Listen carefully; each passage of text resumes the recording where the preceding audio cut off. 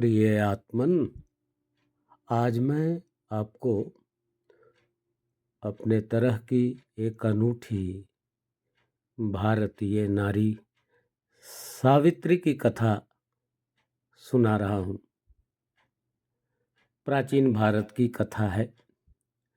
कभी मद्र देश में अश्वपति नाम के राजा हुए।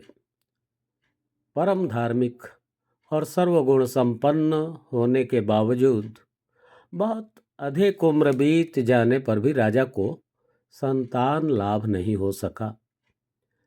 तब राजा ने बहुत कठोर नियमों का पालन करते हुए ब्राह्मणों के साथ प्रतिदिन गायत्री मंत्र से 1,00,000 आहुति देना आरंभ किया।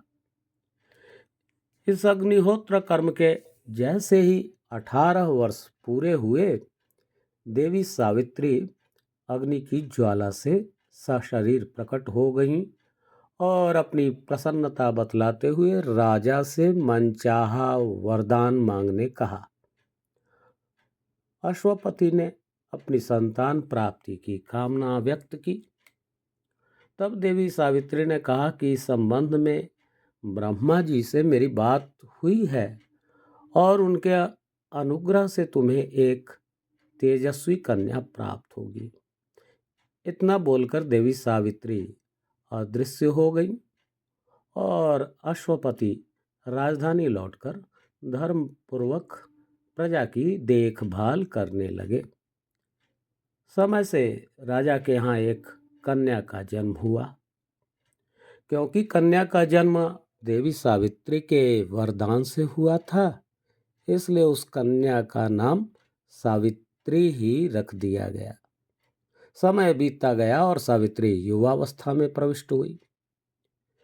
विवाह योग्य होने के बाद भी उसके तेज को सहन न कर पाने के कारण कोई भी राजा उसे वरण करने का साहस नहीं कर पा रहा था। एक दिन सावित्री के आने पर पिता अश्वपति ने कहा कि बेटी, तुम्हारे विवाह की अवस्था हो चुकी है, किंतु कोई राजा तुम्हारे वरण के लिए मुझसे संपर्क नहीं कर रहा। इसलिए तुम्हें स्वयं अपने अनुरूप पति का वरण करना चाहिए। तुम इस पति के अन्वेषण कार्य में शीघ्रता करो। तुम जिस पुरुष को भी पति रूप में प्राप्त करना चाहोगी, मैं उसके साथ तुम्हारा विवाह कर दूंगा। सावित्री से ऐसा बोलकर अश्वपति ने मंत्रियों को आज्ञा दी कि पुत्री सावित्री की यात्रा के लिए सारी आवश्यक सामग्री की व्यवस्था कर दी जाए। पिता के निर्देशानुसार सावित्री कुछ मंत्रियों और सेवकों के साथ रथारूढ़ होकर वर अन्वेषण के लिए निकल पड़ी। विभिन्न देशों में भ्रमण करते हुए उसने अनेक तपोवनों में जाकर वृद्ध राजर्षियों की चरण वंदना की और तीर्थों में भ्रमण करते हुए ब्राह्मणों को धन दान किया। यात्रा संपन्न कर जब वह वापस लौटी और पिता के समीप गई, तब वहाँ महर्षि नारद को आसन पर विराजमान देखा। सावित्री ने दोनों पूजनीय जनों का चरण स्पर्श करते हुए प्रणाम किया। तब उसे देखते हुए नारद ने राजा अश्वपति से पूछा, राजन, यह आपकी पुत्री कहाँ से आ रही है और अवस्था हो जाने के बाद भी आप इसके विवाह में विलंब क्यों कर रहे हैं? तब अश्वपति ने कहा, हे देवर्षे, मैंने इसे इसी प्रयोजन से यात्रा करने भेजा था और यह अभी अभी वापस आई है, तो यात्रा संबंधी अनुभव इसी के मुख से सुना जाए। फिर सावित्री की ओर देखते हुए राजा ने कहा, बेटी, तुम अपनी यात्रा का वृत्तांत विस्तार से सुनाओ। तब सावित्री ने कहना आरंभ किया, पिताजी, शाल्व देश में द्युमत सेन नाम के एक प्रसिद्ध क्षत्रिय राजा हुए, जो किसी कारणवश बाद में दृष्टिहीन हो गए। यह जानकर उनके एक पुराने शत्रु पड़ोसी राजा ने आक्रमण करके उनके राज्य पर आधिपत्य जमा लिया। ऐसी स्थिति में राजा अपने छोटे से पुत्र और पत्नी के साथ वन में चले गए और वहीं तपस्या करने लगे। उनका एकमात्र पुत्र है सत्यवान, जिसका जन्म भले ही राजधानी में हुआ, लेकिन पालन पोषण तपोवन में हुआ है। मैंने अपने लायक योग्य पति मानकर मन ही मन उसी का वर्ण किया है। यह सुनकर नारद बोल पड़े, हे राजन, सावित्री ने जिसका वर्ण किया है उसके पिता पूर्ण सत्यवादी हैं और माता भी सत्यभाषिनी है, इसलिए ब्राह्मणों ने उसका नाम सत्यवान रख दिया। उसमें सभी प्रकार के सद्गुण विद्यमान हैं, लेकिन एक ऐसा दोष है जो इन समस्त सद्गुणों पर भारी है। वास्तव में वह अल्पायु है और आज से ठीक 1 वर्ष पूरा होते ही उसकी मृत्यु हो जाएगी। इस तरह सावित्री ने उसे वर चुनकर अनजाने ही अपना बड़ा अनिष्ट किया है। महर्षि नारद की बात सुनकर राजा ने सावित्री से कहा, बेटी, जैसा तुमने देवर्षि से सुना कि सत्यवान की आयु मात्र 1 वर्ष ही शेष है, फिर जानबूझकर यह संबंध करना तो बुद्धिमत्ता नहीं होगी। इसलिए तुम एक बार और देशाटन पर निकल पड़ो, जिससे किसी और का चयन हो सके। सावित्री ने कहा कि पिताजी, 3 कार्य ऐसे हैं जो एक बार ही होता है। धन का बंटवारा एक बार होता है, दाता लोग किसी को कुछ देने का एक बार ही वचनदान करते हैं, और कन्या भी किसी को एक ही बार दी जाती है। सत्यवान गुणवान हो या गुणहीन हो, दीर्घायु हो या अल्पायु हो, लेकिन जब मैंने एक बार उन्हें अपना पति चुन लिया है, तो अब मैं किसी दूसरे पुरुष का वरण नहीं कर सकती। यह सुनकर नारद जी बोले, राजन, तुम्हारी पुत्री को उसके धर्म निर्णय से विचलित नहीं किया जा सकता। सत्यवान जैसे गुण किसी दूसरे पुरुष में है भी नहीं, इसलिए आपकी पुत्री का सत्यवान से विवाह करना मुझे भी उचित ही मालूम पड़ रहा है। इतना बोलकर नारद जी वहां से विदा हुए और राजा अश्वपति ने पुत्री के मनोनुरूप विवाह का निश्चय कर लिया।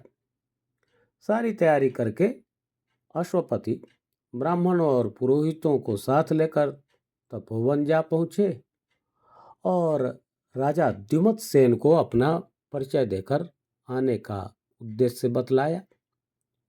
विवाह का प्रस्ताव सुनकर द्युमत सेन ने कहा कि महाराज, हम राज्य विहीन हो चुके हैं और वन में तपस्वी का जीवन व्यतीत कर रहे हैं। आपकी पुत्री यहाँ आश्रम में रहकर वनवास का कष्ट भला कैसे उठा पाएगी। तब अश्वपति ने कहा कि महाराज, हम लोग सब प्रकार से निश्चय करके ही आपके पास संबंध करने आए हैं। आप सर्वथा मेरे अनुरूप और योग्य हैं, इसलिए मेरी कन्या को कृपापूर्वक पुत्रवधू के रूप में ग्रहण करें। यह सुनकर द्युमत सेन संबंध करने सहर्ष तैयार हो गए और आश्रमवासी सभी तपस्वी ब्राह्मणों को बुलाकर दोनों राजाओं ने सत्यवान और सावित्री का विवाह संस्कार विधि पूर्वक संपन्न कराया। कन्यादान करके राजा अश्वपति प्रसन्नतापूर्वक अपनी राजधानी लौट गए और सावित्री ने अपने सारे आभूषण उतारकर गेरुआ वस्त्र धारण कर लिया और सास ससुर की सेवा में जुट गई। लेकिन नारद जी की कही हुई बात वह क्षण भर के लिए भी भूलती नहीं थी और आगामी आपदा के बारे में सोचकर निरंतर चिंतित रहती थी। सावित्री रोज दिन गिनती रहती थी।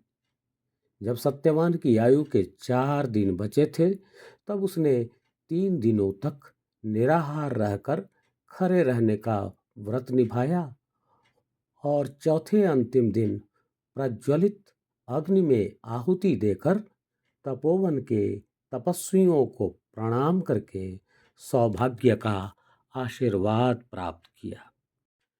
इधर 3 दिनों की निराहार व्रत वाली पुत्रवधू को सास ससुर पारण करने बोल रहे थे।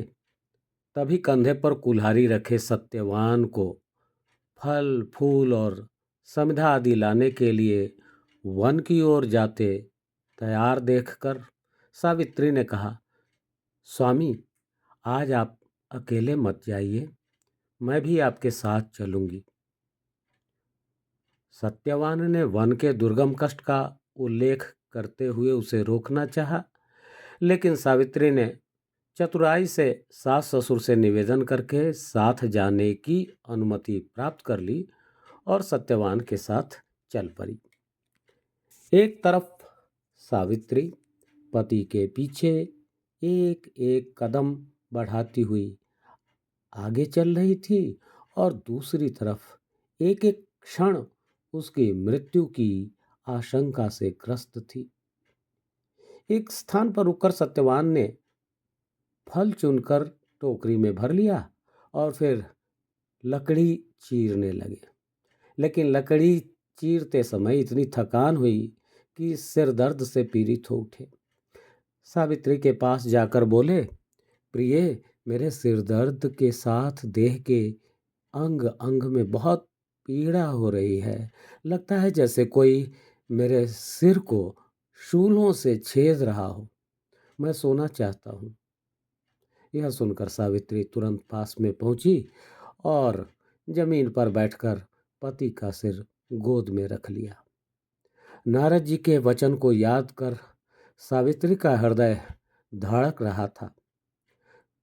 तभी उसने एक रक्त वस्त्रधारी, लाल लाल आंखों वाले, सूर्य जैसे तेजस्वी किंतु भयानक दिव्य पुरुष को देखा, जिसके सिर पर मुकुट था और हाथों में पाश था।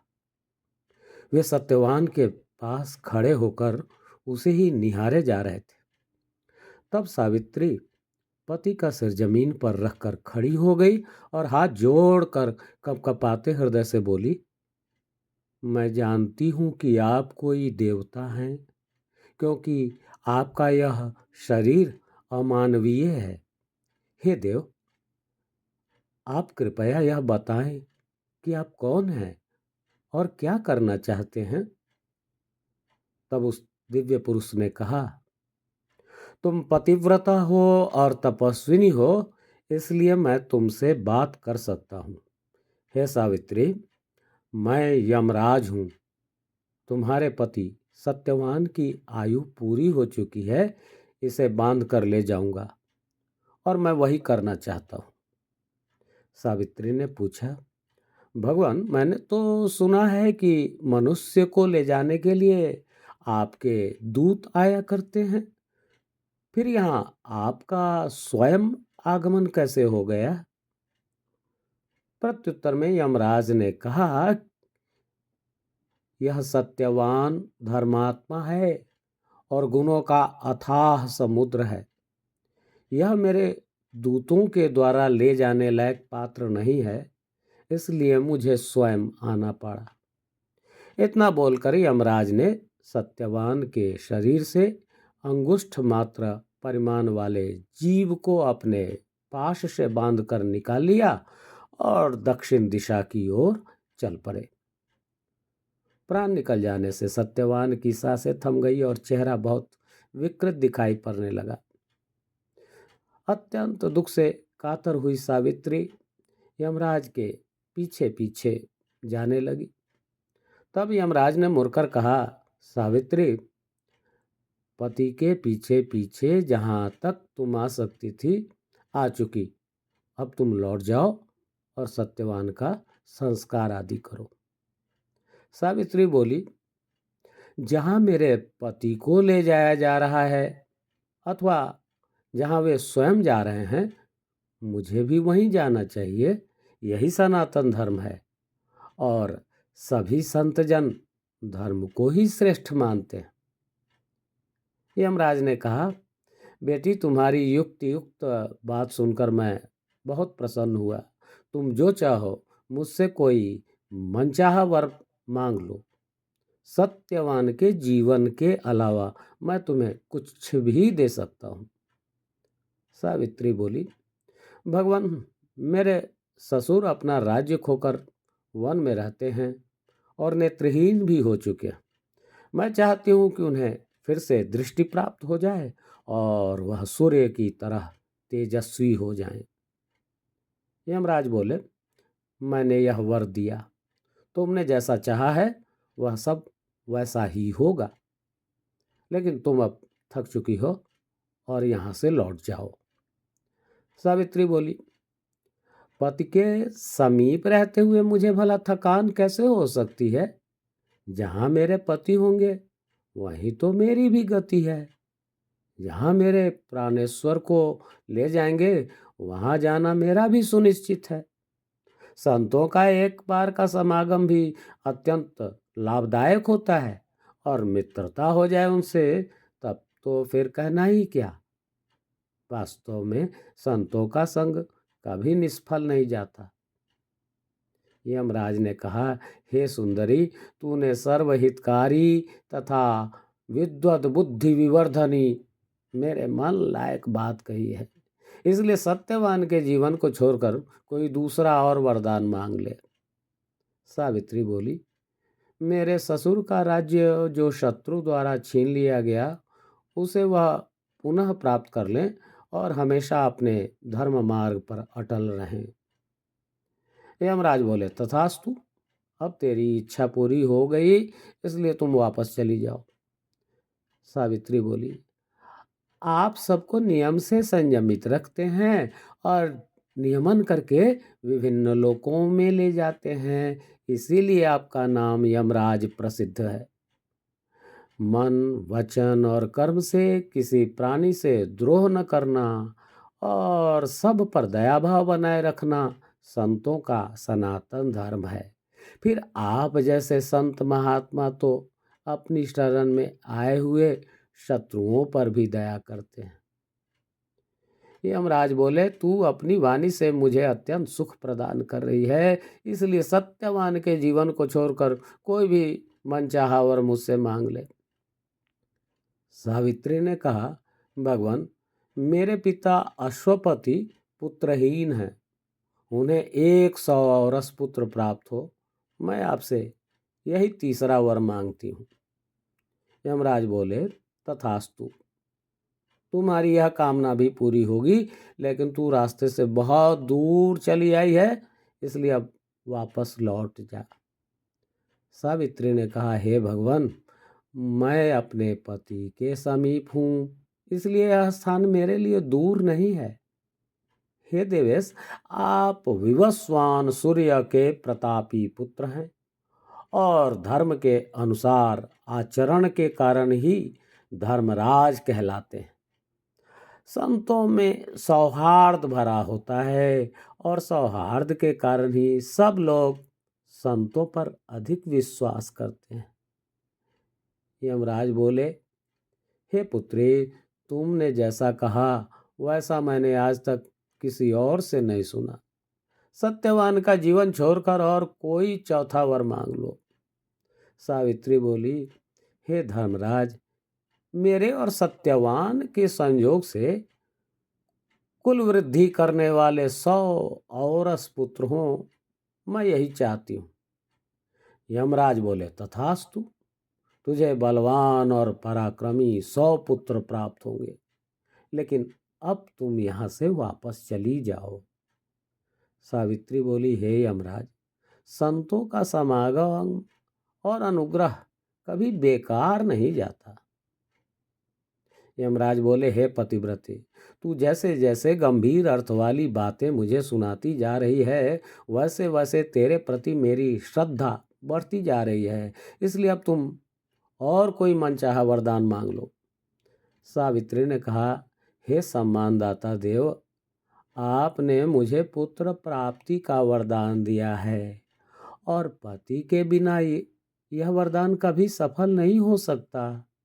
इसलिए मैं पुनः यही वरदान मांगती हूँ कि सत्यवान जीवित हो जाएं, क्योंकि इनके बिना मैं जीवित नहीं रहना चाहती।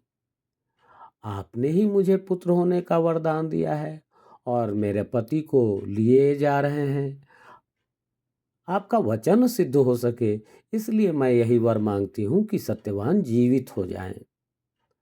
तब तथास्तु कहकर यमराज ने सत्यवान का बंधन खोल दिया और प्रसन्न होकर सावित्री से कहा, हे भद्रे, यह मैंने तुम्हारे पति को छोड़ दिया।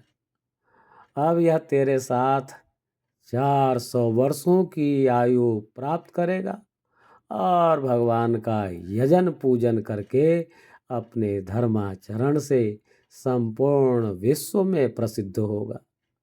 तुम्हारे गर्भ से 100 पुत्र उत्पन्न होंगे और तुम्हारे नाम से ही जगत में कुल की ख्याति रहेगी। सावित्री को इस प्रकार वरदान देकर यमराज अपने लोक चले गए और सावित्री उस स्थान पर गई जहां पति का मृत शरीर था। वहां जाकर भूमि पर बैठकर उसने पति का सिर अपनी गोद में रख लिया और चेतना प्राप्त करके सत्यवान उससे बोलने लगे, अरे मैं बहुत देर तक सोता रह गया, और वह श्याम वर्ण के पुरुष कहाँ हैं जिन्होंने मुझे खींचा था? सावित्री बोली, आप बहुत देर तक मेरी गोद में सोते रहे। श्याम वर्ण के पुरुष साक्षात यमराज थे जो अब जा चुके हैं। आपने विश्राम कर लिया है, इसलिए अब हमें अपने निवास की ओर चलना चाहिए। इसके बाद दोनों घोर अंधेरे में ही अपने निवास स्थान लौट आए। पुत्र और पुत्रवधू को देखकर देर होने से अत्यंत व्याकुल हुए माता पिता के हृदय को शांति मिली और इस तरह सावित्री ने अपने पतिव्रत, दृढ़ संकल्प, सदाचार, तपस्या और विवेक के बल से मृत पति को फिर से जीवित करने का अविस्मरणीय इतिहास रच दिया। ओम शांति शांति शांति।